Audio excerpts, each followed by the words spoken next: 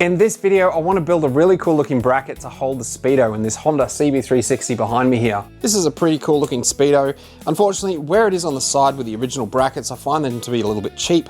So I want to do something that looks a bit more custom on the motorcycle. And I'd also like a place to install the 3 dash lights as well, because the original bike had 3 lights, which was your turn signals, your neutral switch, as well as your high beam. Getting some clear plastic like this that you can use a Sharpie on is a great way to start the design. You can work out exactly where the mounting points are and where the speedo is going to sit in relation to that. I'm going to keep this as close to the handlebars as possible, and that will allow me enough room for the speedo cable that comes out the back so it doesn't hit the headlight bucket.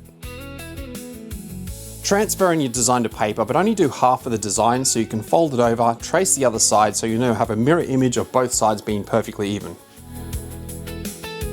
Once you have the mounting points and the design of the bracket that you want, then it's just a matter of cutting it out of some steel. I'm going to use some aluminium. You can use anything from a jigsaw, a handsaw, even a bandsaw, just depending on what you have to cut yours out. I'm going to be using my new Wazer Pro water jet cutter to cut mine. This is actually a water jet cutter that uses a very fine sand and cuts through anything, giving you a perfect cut every single time. All I have to do is add my DXF design to the Wazer WAM free software on the website, and then add the material and the thickness, how I want it to cut, and the cut quality. And it even gives me a price of each part and how much it costs to cut. Once I generate the job, I can transfer the file from my SD card straight from my computer to the machine, and away she goes.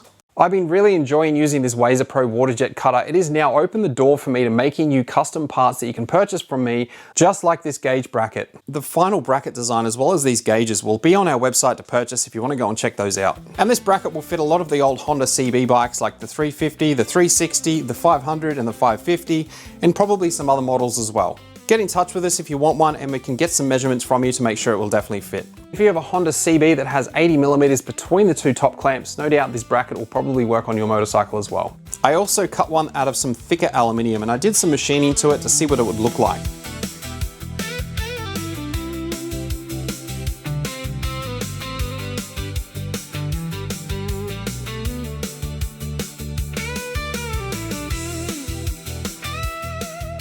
But I really think a smaller design looks a lot better on this particular motorcycle, and I even made a bracket to hold the gauge in place. I actually have a metal lathe, so I decided to attempt to make a gauge cup for this, similar to one that I've done in this video if you haven't seen it.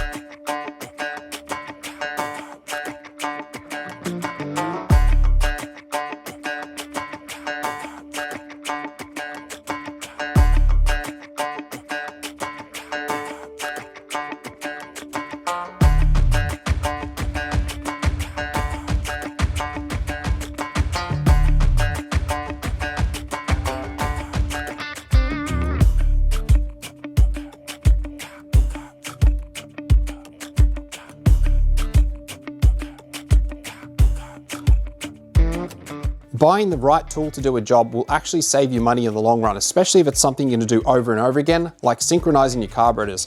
What I'm referring to is a digital syncing tool like I use from the digisync.com. For what the tool costs, you're going to spend the money on a mechanic to get him to do it for you, and it's really easy to do. Just plug in your adapters, switch it on while the engine is off but at operating temperature. It'll give you a readout as to what the vacuum is right now on each carburetor, and all you have to do is make the adjustments so that the numbers line up with 1 or 2 numbers from each other. And you're done. Turn the machine off, pack it away. And it's seriously that simple to do, but make sure when you check them out at the digisync.com, you use my discount code CRG at checkout and get yours even cheaper.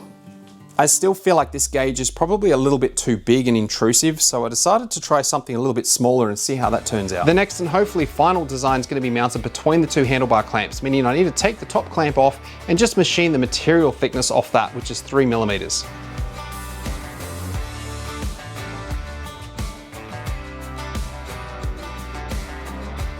Now when I cinch down this top bolt, it's going to lock in the handlebars as well as the bracket for the gauge. I also needed somewhere to mount the key ignition, so I filled it back up with its magic sand, and away she went. These key ignition brackets are designed perfectly to fit with our key ignitions that come with the control hub packages. I bent them up so you can have a few different options on how you're going to mount them. Or you can just chop it down as I have done and mount it basically anywhere you want.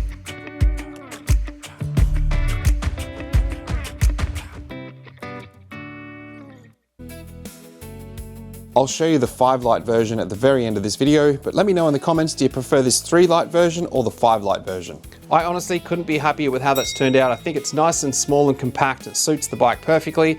Now I've just got to figure out why these dash lights aren't turning on. I think I've pulled out a wire somewhere when I've been pulling this in and out so many times. Well, I just worked out why the dash lights weren't working. I took the cover off the prime core control hub here and noticed that the little fuse, this is a 10 amp, there's also a main fuse in there, and this one needs replacing. I obviously shorted out a wire somewhere, but problem solved.